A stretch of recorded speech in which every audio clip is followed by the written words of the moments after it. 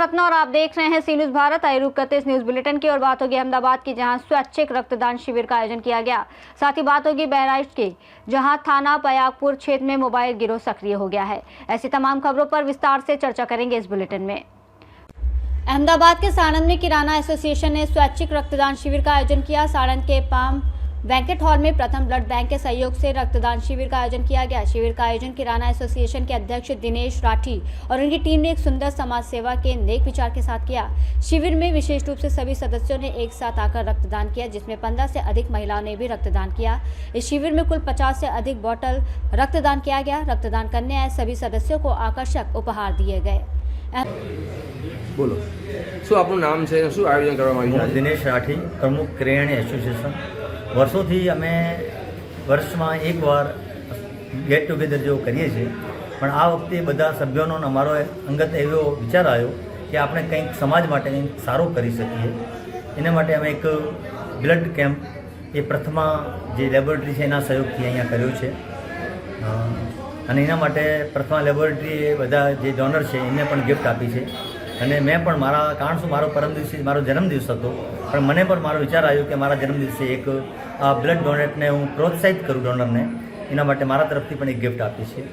અને હા જી, કઈ જગ્યાએ આયોજન કરવામાં આવ્યું છે અને શું સાણંદ પામેન રેસ્ટોરન્ટ બેન્કેટમાં અમે એનું આયોજન કર્યું છે। અમારા એસોસિએશનના ટોટલ લગભગ 115 સભ્ય છે અને દરેક સભ્યમાં 2 સભ્યને ઇન્વાઇટ કર્યા છે અમે। એમાં વધારે પડતા કપલને ઇન્વાઇટ કર્યા છે। જો કપલ ના આવી શક્યા હોય તો એનો પણ ઘરનો પણ કોઈ સભ્ય આવે છે। अहमदाबाद से सी न्यूज संवाददाता यज्ञेश गोस्वामी की रिपोर्ट। अहमदाबाद ग्रामीण धोलका के बदरखा गांव में रक्तदान शिविर का आयोजन किया गया। नीलकंठ मित्र मंडल द्वारा धोलका तहसील के बदरखा गांव में एक विशाल रक्तदान शिविर का आयोजन किया गया। समाज सेवा में सदैव अग्रणी रहे राजेंद्र सिंह डोर द्वारा आयोजित इस शिविर में ग्रामीणों और आसपास के क्षेत्रों के लोगों ने उत्साहपूर्वक भाग लिया। रक्तदान शिविर में 200 से अधिक रक्तदाताओं ने रक्तदान किया। कार्यक्रम के दौरान रक्तदाताओं को प्रमाण पत्र, स्मृति चिन्ह देकर सम्मानित किया गया। कई युवाओं और महिलाओं ने भी उत्साहपूर्वक रक्तदान किया, समाज को एक प्रेरक संदेश दिया। मुख्य अतिथि के रूप में अर्जुन मोडवाडिया और धोलका विधायक किरीट सिंह डाबी, स्थानीय नेताओं, सरपंच और गांव के गणमान्य नागरिकों ने शिविर का दौरा किया और रक्तदाताओं का उत्साहवर्धन किया। स्वास्थ्य विभाग और ब्लड बैंक के अधिकारियों ने कहा कि ऐसे शिविरों के माध्यम से गंभीर रोगियों को सही समय पर रक्त मिल पाता है। नीलकंठ मित्र मंडल के सदस्यों ने कहा, रक्तदान महादान है। रक्तदान करके हम किसी अनजान भाई या बहन को जीवन दान देते हैं। हमारा उद्देश्य इस परंपरा को जारी रखना है। इस विशाल रक्तदान शिविर के साथ बदरखा गांव ने समाज सेवा की एक अनूठी मिसाल कायम की है। आज अमरा बदरखाना राजेंद्र सिंह डोडे अहीं आगळ ब्लड डोनेशन केम्प राख्यो छे बदरखा खाते, અને એમાં આશીર્વાદ આપવા, ડોનરોનો આશીર્વાદ આપવા, અમારી શોભામાં વધારેમાં વધારે વૃદ્ધિ કરવા માટે આદરણીય મોઢવાડિયા સાહેબ, અર્જુનભાઈ સાહેબ આવ્યા છે। અમે એમના આપણા વિસ્તારમાં સ્વાગત કરીએ છીએ। સાથે સાથે અમારા બંને તરફથી, મોઢવાડિયા સાહેબ અને મારા બંને તરફથી તમામ બ્લડ ડોનરોને ખૂબ ખૂબ અભિનંદન।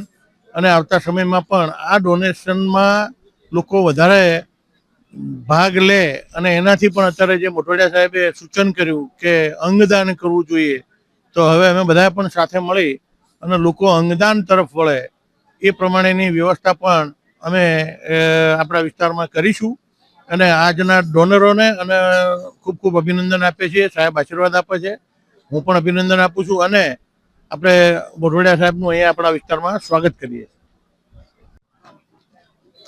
જય હિન્દ। મારું નામ છે કુલદીપસિંહ રાજેન્દ્રસિંહ ડોડ। છેલ્લા 17 વર્ષથી નીલકંઠ મિત્ર મંડળ નામનું અમે અમારું મંડળ સેવા કેમ્પ તરીકે ચલાવીએ છીએ। છેલ્લા 17 વર્ષથી ભાદરવી પૂનમે અંબાજી જતા ભક્તો માટે અમે આ કેમ્પ કરીએ છીએ, જેમાં નાવા ધોવાની, ખાવા પીવાની તથા મેડિકલ કોઈ ઇમરજન્સી હોય દવાની બધી સુવિધા અમે આપીએ છીએ। આ સુવિધા અમે છેલ્લા 17 વર્ષથી પૂરી પાડીએ છીએ અને આવનારા વર્ષો માટે બી અમે પૂરી પાડવાના છીએ। છેલ્લા 17 વર્ષથી અમે આ સેવા કેમ્પની સેવા તો પૂરી પાડતા હતા, પણ આ વખતે અમને વિચાર આવ્યો કે કંઈક સમથિંગ નવું કરી શકાય કે જેથી કોઈ માણસને અમે મદદમાં આવી શકીએ। એટલા માટે આજે અમે રક્તદાન કેમ્પનું આયોજન કર્યું છે, જેમાં અમારા મુખ્ય યજમાન એમાં ધારાસભ્ય શ્રી ધોળકાથી કિરીટસિંહ ડાભી તથા પોરબંદરથી ધારાસભ્ય શ્રી અર્જુનભાઈ મોઢવાડિયા શ્રી સાહેબ હાજર હતા તથા બીજા એમના સ્નેહી મિત્રો બી હાજર હતા। તો આજે અમે રક્તદાન કેમ્પનું આયોજન કરવામાં આવેલ છે। આપ જોઈ શકો છો પાછળ રક્તદાન કેન્દ્ર ચાલુ છે અને અમારો ટાર્ગેટ છે 200 થી 300 બોટલ રક્તદાન કરાવવું અને अहमदाबाद से सी न्यूज संवाददाता योगेश गोस्वामी की रिपोर्ट। बहराइच में थाना पयागपुर क्षेत्र में मोबाइल गिरोह सक्रिय हो गया है। बीते दिनों अलग अलग स्थानों पर 2 वारदातों को अंजाम देकर बदमाशों ने मोबाइल फोन लूट लिए। घटना काशीजोत तालाब बघेल निवासी हरिश्चंद के साथ हुई। हरिश्चंद चाट का ठेला लगाकर रोजी रोटी कमाते हैं। जानकारी के अनुसार वो शाम करीब 7 बजे ठेला समेटकर अपने घर लौट रहे थे। रास्ते में जंगल का फायदा उठाते हुए बाइक पर सवार 2 बदमाशों ने उनका मोबाइल जबरन छीन लिया और मौके से फरार हो गए। इस घटना की शिकायत पीड़ितों ने दूसरे दिन थाने में तहरीर देकर की, लेकिन पुलिस को इसकी जानकारी नहीं थी।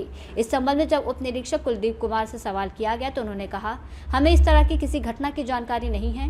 लगातार हो रही मोबाइल लूट की इन घटनाओं से क्षेत्र में दहशत का माहौल है और लोगों में पुलिस की भूमिका को लेकर आक्रोश व्याप्त है। क्या नाम है आपका? क्या मामला है? मोबाइल हमारे हाथ से छीन गई। कौन छीना था? अब रात को 2 बदमाश थे जो है, रास्ते में हम ठेला लेकर आ रहे थे। ठेला किस जगह लगाते हैं आप? चाट का? कहाँ पे लगाते हैं? सत्संग कॉलोनी। केवल मोबाइल ही छीने आपका? हाँ, वो मतलब पैसा भी पहले से लगे, हमने वहाँ पे आवाज़ किया तो भाग निकले। क्या नाम है आपका? कहाँ घर है आपका? थाना कौन सा लगता है आपका? तो आप ठेला लगाते हैं चाट का, और ये आप 2 एप्लीकेशन के लिए रखे हैं। एक मान नहीं किया। कौन नहीं मान किया? छीन गया। जो छीन गया है मान नहीं किया। मान नहीं किए, क्यों? क्योंकि जो गिरेगा लिखा गिरेगा लिखवा है। कौन कहा था? साहब। बहराइच से सी न्यूज संवाददाता कृष्ण चंद्र शुक्ला की रिपोर्ट। जोधपुर में सब इंस्पेक्टर भर्ती 2021 मामले में उच्च न्यायालय की सिंगल बेंच द्वारा भर्ती के संबंध में सरकार से समीक्षा की मांग की है, जिसके चलते भर्ती में चयनित हुए 94% अभ्यर्थियों का भविष्य अंधकार में लटक गया है। भर्ती प्रक्रिया को रद्द नहीं कर चयनित अभ्यर्थियों को न्याय दिलाने की मांग को लेकर सोमवार को मारवाड़ राजपूत सभा की अगुवाई में सर्व समाज द्वारा मुख्यमंत्री के नाम जिला कलेक्टर को ज्ञापन सौंपा गया। सर्व समाज संघर्ष समिति संयोजक और मारवाड़ राजपूत सभा अध्यक्ष हनुमान सिंह खांगटा ने बताया कि एसआई भर्ती 2021 को अगर रद्द किया जाता है तो ईमानदारी और मेहनत से चयनित 94% अभ्यर्थियों का गला घोटा जा रहा है। वो भी सिर्फ 6% फर्जी लोगों के कारण अभ्यर्थी नौकरी नहीं अपने जीने का हक मांग रहे हैं। मारवाड़ राजपूत सभा की अगुवाई में सर्व समाज के संगठनों द्वारा ज्ञापन सौंप कर मांग की गई कि राजस्थान सरकार इस प्रकरण को उच्च न्यायालय की डिवीजन बेंच में चुनौती दे। इस दौरान मारवाड़ राजपूत सभा उपाध्यक्ष अर्जुन सिंह रुड़किया, गोपाल सिंह भलासरिया, मुकेश पालीवाल सहित कई गणमान्य मौजूद रहे। जो लग रही है उसे साफ लग रहा है कि वो एसआई भर्ती रद्द करना चाह रही है। ये संकेत हमको मिल रहे हैं। इसलिए जो आक्रोश आज हम युवा में आप देख रहे हैं, ये आक्रोश इस बात का है कि सरकार एक कठोर कदम उठाते हुए वापस आके डीबी के अंदर जाए, इसकी समीक्षा करके जो हमारे बेगुनाह है उनको ये दोष नहीं मिले, उनको न्याय मिले, इसकी मांग को लेकर आज ये सांकेतिक प्रदर्शन है। हमारे हनुमान सिंह खांगटा और सर्व समाज यदि चेतावनी रूप में आज ज्ञापन दे रहे, समय रहते सरकार दबाव में आकर इसको डीबी में नहीं गई, इस पर कुछ नहीं किया, न्याय नहीं दिलेगा, तो आगामी पूरे राजस्थान के अंदर धरना प्रदर्शन और मुख्यमंत्री का घेराव होगा। जो राजस्थान उच्च न्यायालय के अंदर जो निर्णय आया है सिंगल बेंच का, हमारी ये मांग है सरकार से कि एसआई भर्ती के अंदर जिन लोगों ने अपने रात दिन एक करके अपनी मेहनत से अपनी योग्यता से कामयाब हुए और 2-2, 3-3 नौकरियां छोड़ के जो लोग यहाँ आए और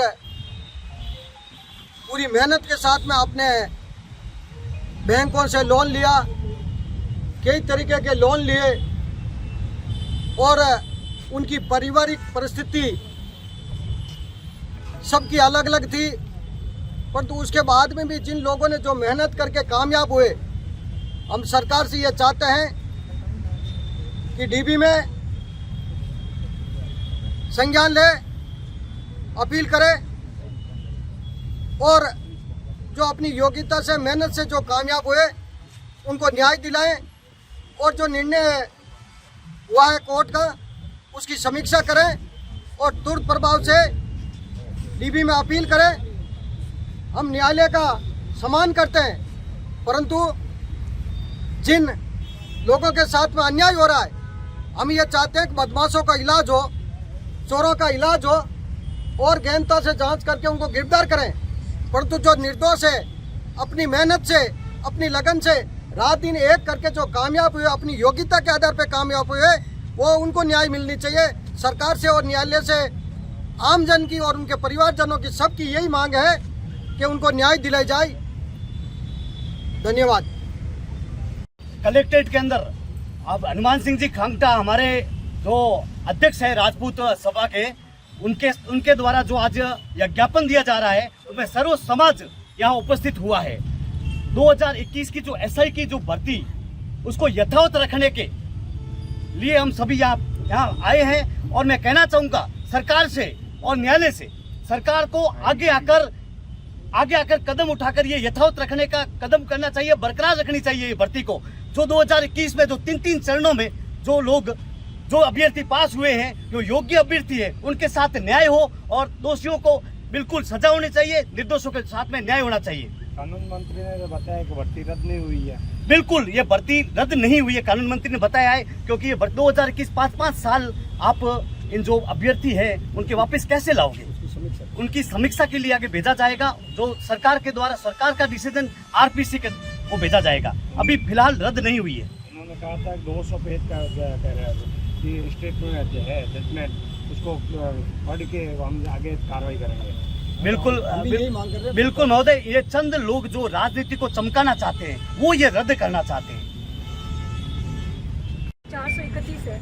मैंने हर जगह टॉप किया, 10th में टॉप किया, 12th में टॉप किया, ग्रेजुएशन में टॉप किया, एमए में टॉप किया, पटवारी ज्वाइनिंग हुई मेरी, मैंने पटवारी में भी टॉप किया, मैंने जनरल की सीट से फाइट किया, मैं यहाँ सब इंस्पेक्टर बनी, सब इंस्पेक्टर भी मैंने अपनी कैटेगरी से फीमेल में टॉप किया।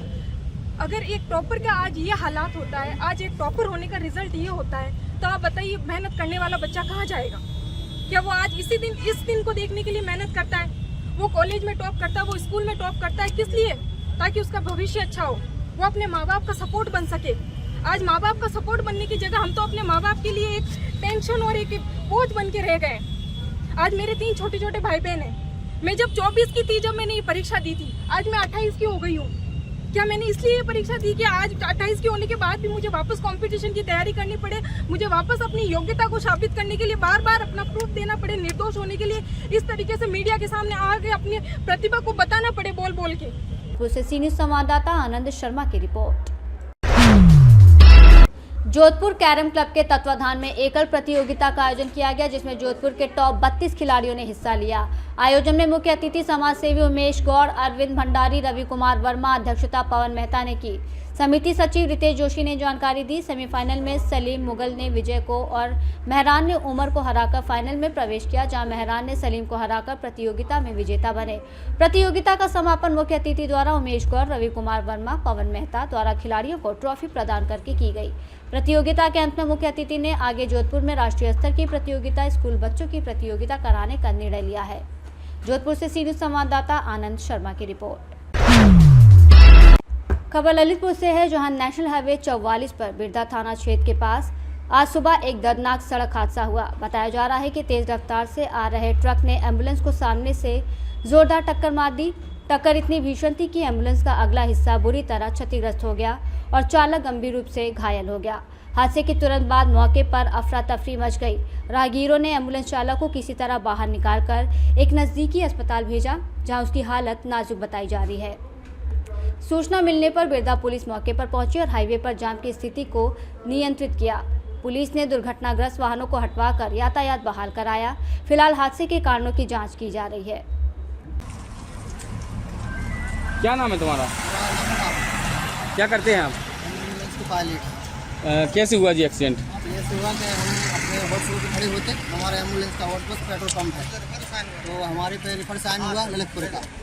तो हमारे पे जैसे कॉल आई, हम अपने अस्पताल जा रहे थे, तो चले आ रहे थे, तो हमें चौराहे पे जैसे आए तो हमने अपने शीशे में देखा कि कौन मोड़ है, क्योंकि तो हमने अपने एम से पूछा कि देखो कोई आ तो नहीं रहा, तो उसने कह दिया कोई नहीं आ रहा।